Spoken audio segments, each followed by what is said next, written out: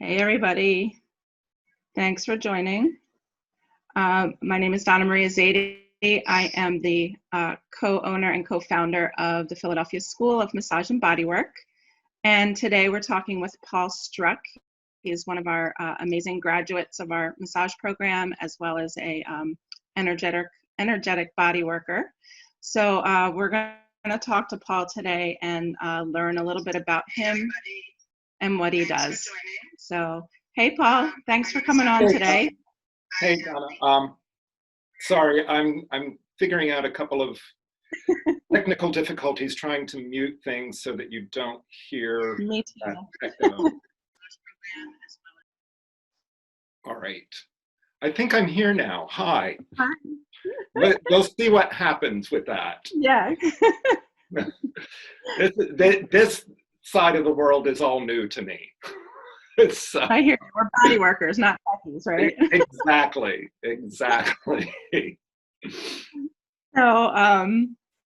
So yeah, why don't you tell us a little bit about yourself and your background? There's a lot there. Background-wise, before I became a massage therapist, I had a 35-year career as a performing artist, mostly in dance. And in that dance world, it was professional career-wise, modern improvisational-based movement work. I started out as a tap and jazz kid down in Pensacola, Florida. Moved to Pennsylvania in the mid-'80s. And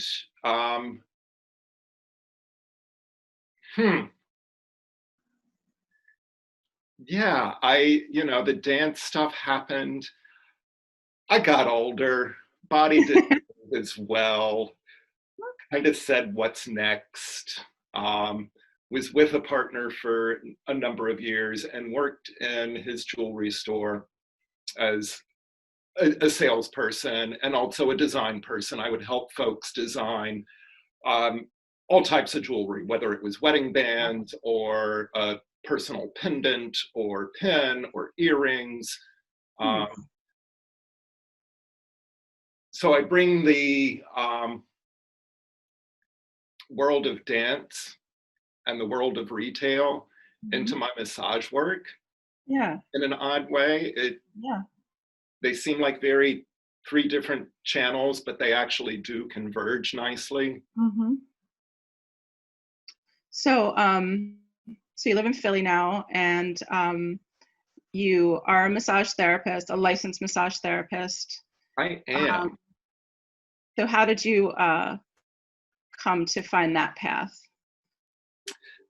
Massage therapy came to me actually as part of my move to Pennsylvania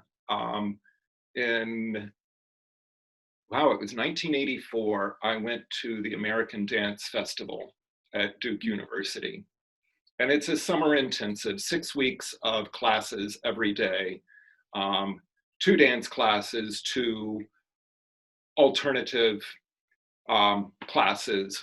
One I did was in choreography, the other I did was in massage therapy. And yeah, that particular class was, 6 weeks overview of Ben Benjamin system of massage work. And it's something that sort of got filed in the back of my head as, oh, that would be a nice little career to supplement dance, because as we know, dance is not the best paying, even though it is probably for me one of the most satisfying. And then when I turned 50, I was feeling unsettled, maybe dissatisfied with my life, with where it was at. And I went on a retreat that was a conscious connected breathing retreat. And most people know conscious connected breathing as rebirthing. And it is a way of just tuning into your breath. And as you're breathing, things come up that get released. And that sent me on a quest, and I continued to work with the facilitator of that weekend for 7 years. We've worked together. Wow. And 3 years after that first experience, I went on a retreat to Teotihuacan, Mexico, where the Great Pyramids are. It's about an hour outside of Mexico City. And during that time, we were doing a lot of guided meditations, a lot of spiritual work that followed, if you're familiar with the writings of Don Miguel Ruiz or Carlos Castaneda, it was following those Toltec traditions of, quote, the spiritual warrior. So we were doing all of those exercises, and it was 5 or 6 days there, and each day built upon the next, of course. And towards, I think it was the last day or 2 or 3 days before the end, we did this experience where we walked this long alley towards the Pyramid of the Moon, is what it's called. But as you're doing so, you're walking through these plazas, and each plaza is set to explore a different aspect of yourself. And as you're doing those explorations, you're mentally building an avatar of yourself that walks alongside you or behind you. And once you reach the base of Pyramid of the Moon, you offer that avatar to the beings that are there. So you basically are sacrificing your own self to, I guess, reborn would be one way to put it. Right. But you're giving up all of these things that no longer serve you, all of these thoughts and all of these methods of how you've gone through life. And after you do that, there's period of reflection. And at the base of that pyramid, there is also a stone, and I forget what her name is in the original language, but it translates to Goddess of the Waters.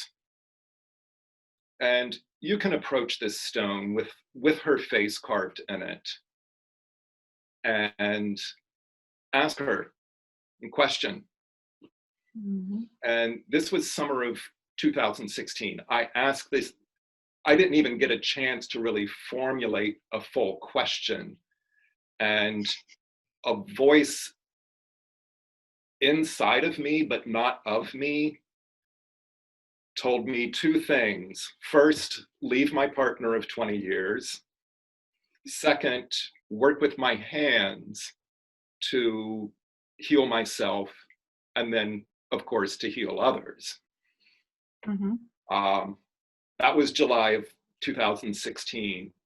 Labor Day weekend of 2016, I moved out of where I had been living the past 20 years. And then day after Labor Day, started massage school. So it brought a big upheaval in my life, but a very welcomed one. It was scary as could be. Yeah. But I know it was the right place. Yeah. So that's a long story of how I got into fully That's okay. doing massage. So I want to ask you about your massage work, but I feel like before you came to massage school, you'd become a Reiki master and got into crystals as well. So I feel like those come first and then the massage work, because you feel like you incorporate them a little?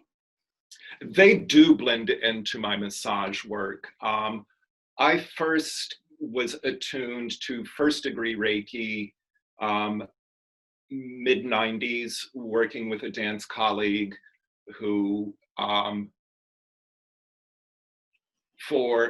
forget the specifics, but she needed some sort of support. And I was able to offer it. And in return, she herself is a Reiki master. And in return for the support that I gave her, she did my first degree attunement in Reiki. And it's something that I used throughout my dance career. I would share Reiki with friends, never really made it a focus of something to be an income with.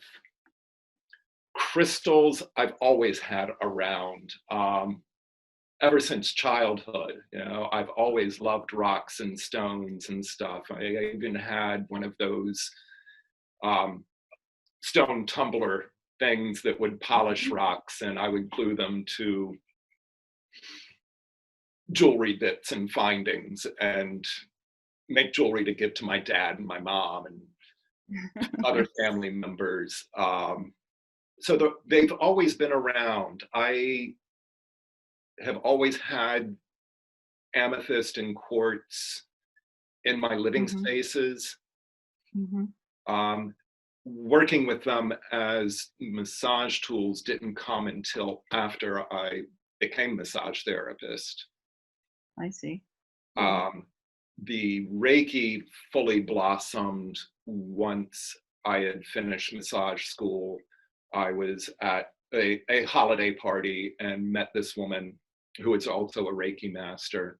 We were talking about what she does, what I do. I mentioned massage, I mentioned Reiki, and she invited me in to complete my Reiki training. And I did. I am now attuned in the Asui method of Reiki, and also another called Reiki Holy Fire. And I'll go into that in a little bit. But in working with her, I also would do massage work on her. And one of my first times working on her as a massage therapist, I would visit her space. She had stones laid out in the room, which made me very happy. But she also had stones that were smoothly polished, and said, hey, why don't you try that amethyst piece on my hand? She had had a hand injury that range of motion and mobility were a bit limited.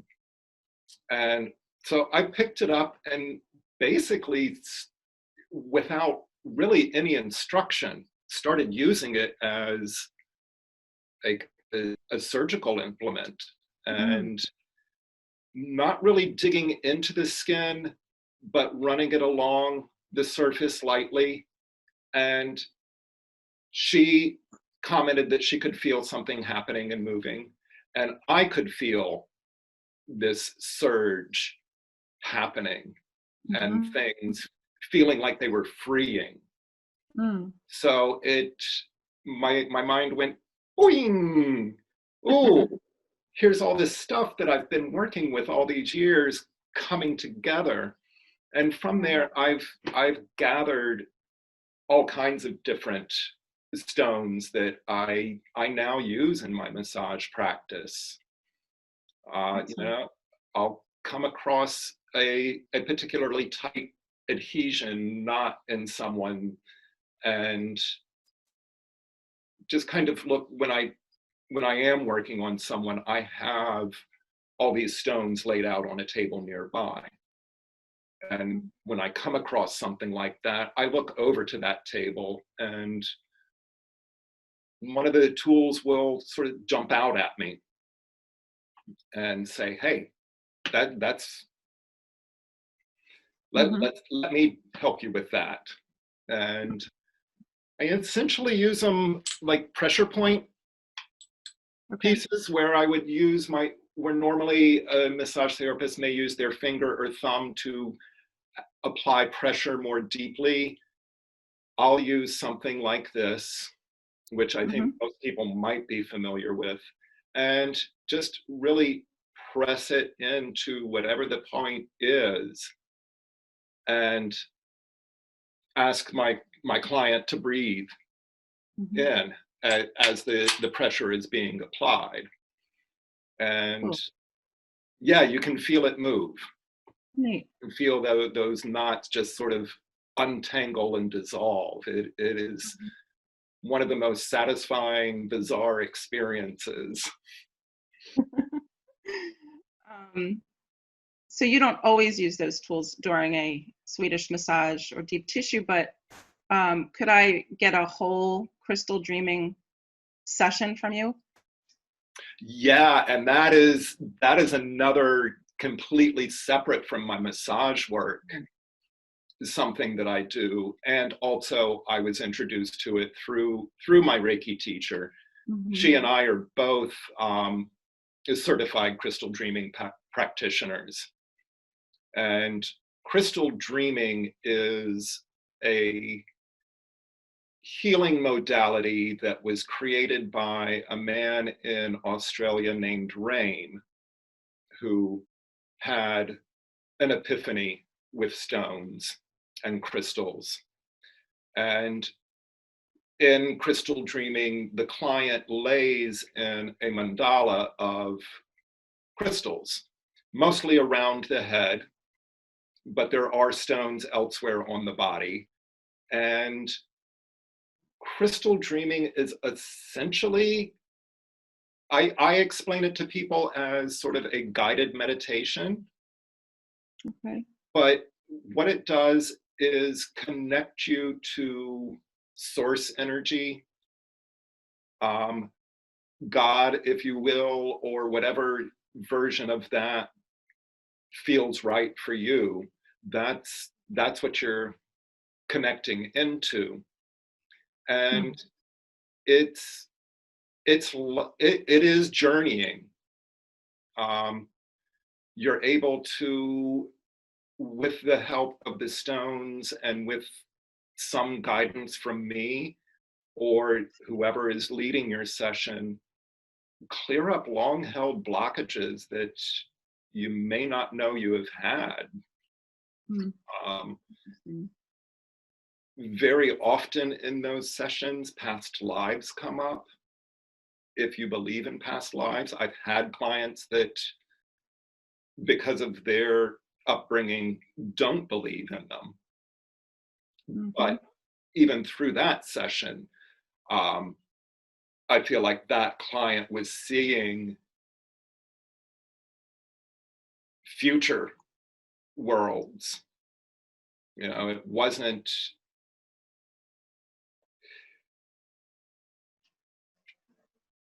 sort of space and time disappear. And yeah, it's a difficult thing to explain, and I hope I'm making it clear enough that with the aid of the crystals, all this information is coming in, and it might feel like your brain's making it up. Yeah, understood. But it is something that's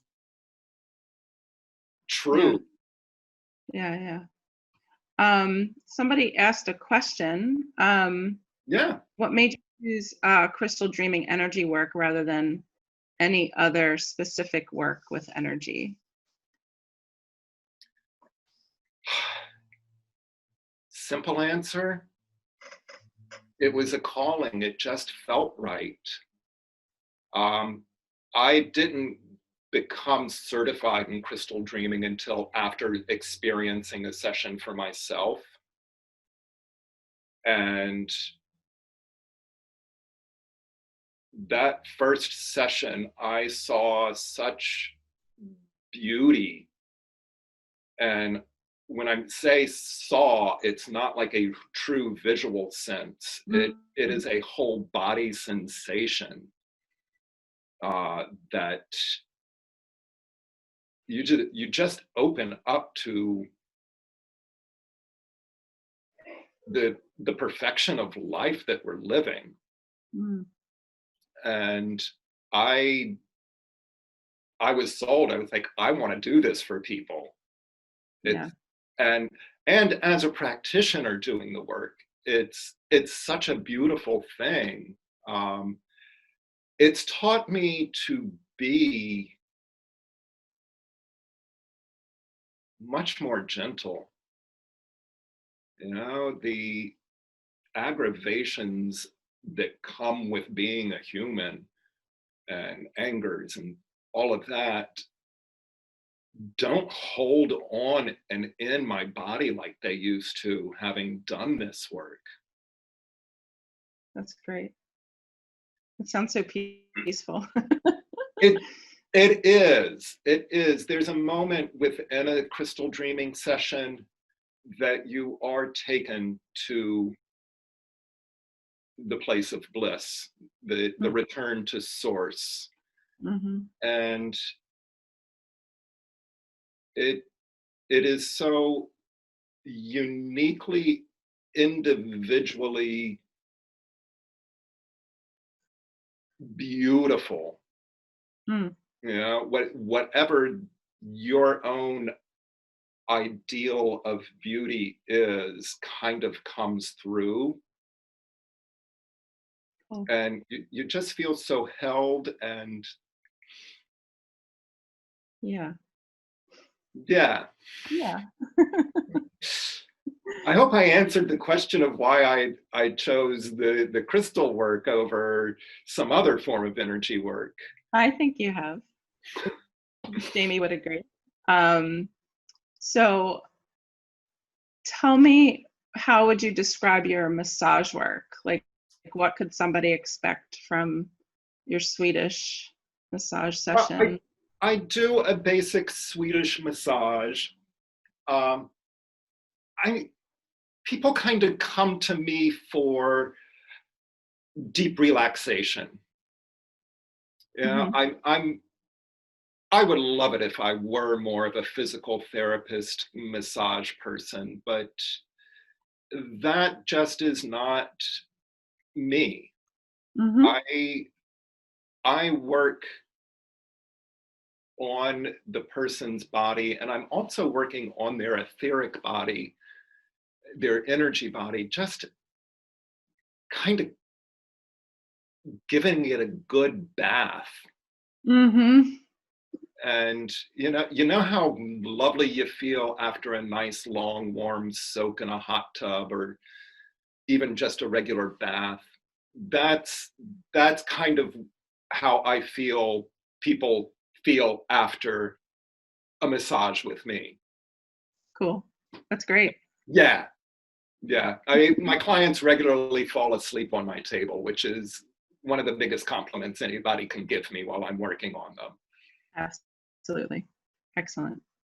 Um, so so you practice out of the school, yeah? I do work out of the school. I And also I also do chair massage, mm-hmm. and I have a mobile table, so I offer clients the luxury of being worked on in their home. That's really Um, great.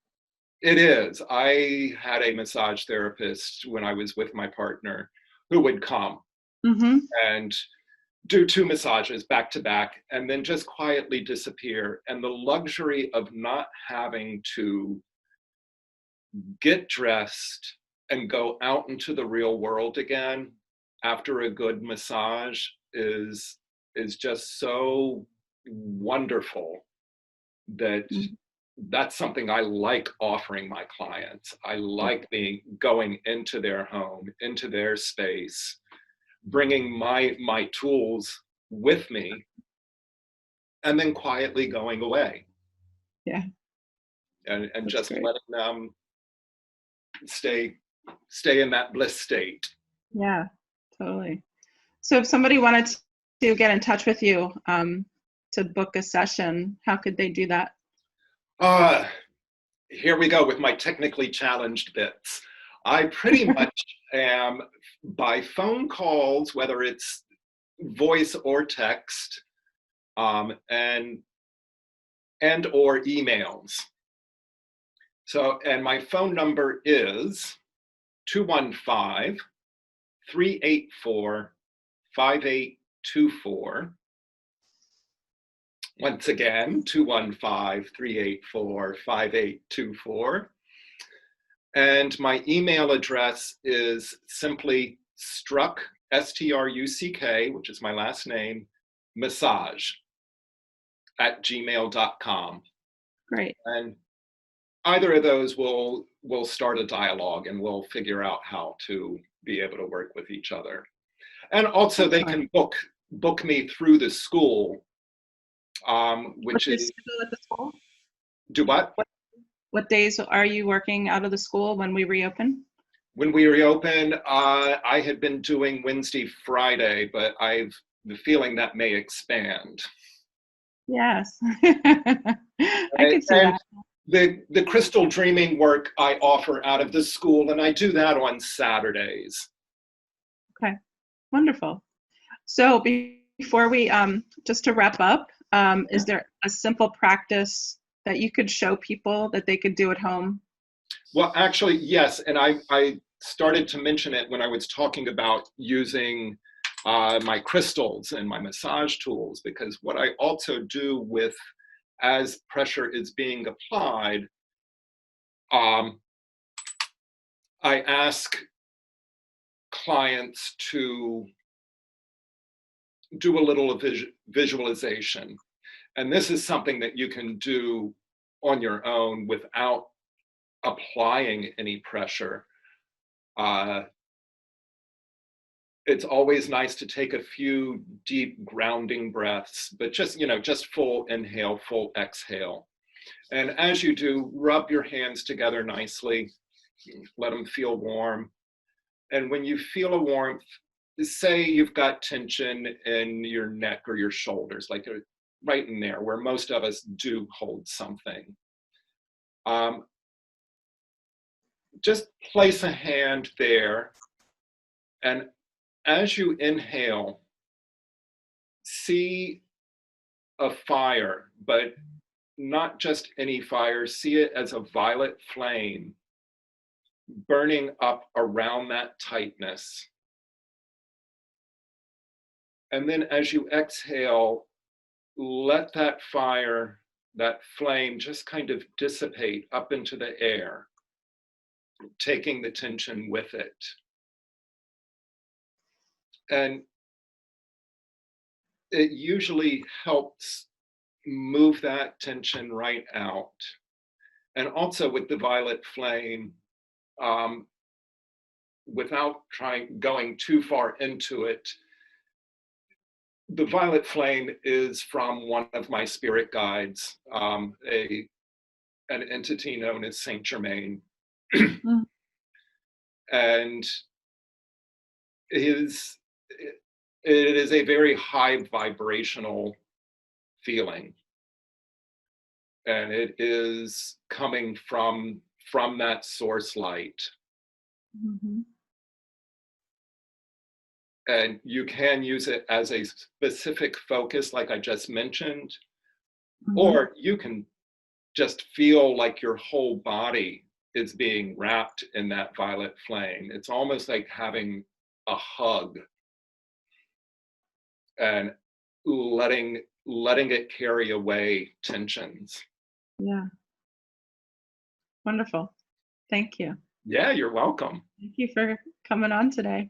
Oh, absolutely. This is a fun afternoon. All right. Well, we'll be posting this video. It'll be on our Facebook page, our personal Facebook pages, and we'll post Paul's information in case you missed it, if you want to get a hold of him. All right. Thank you. Yeah. Did we have questions, or? I think there was one. That was the one I asked you about. Oh, Jamie. Yeah. Okay, great. All right. Great. All right. All right, Donna. Thank you so much.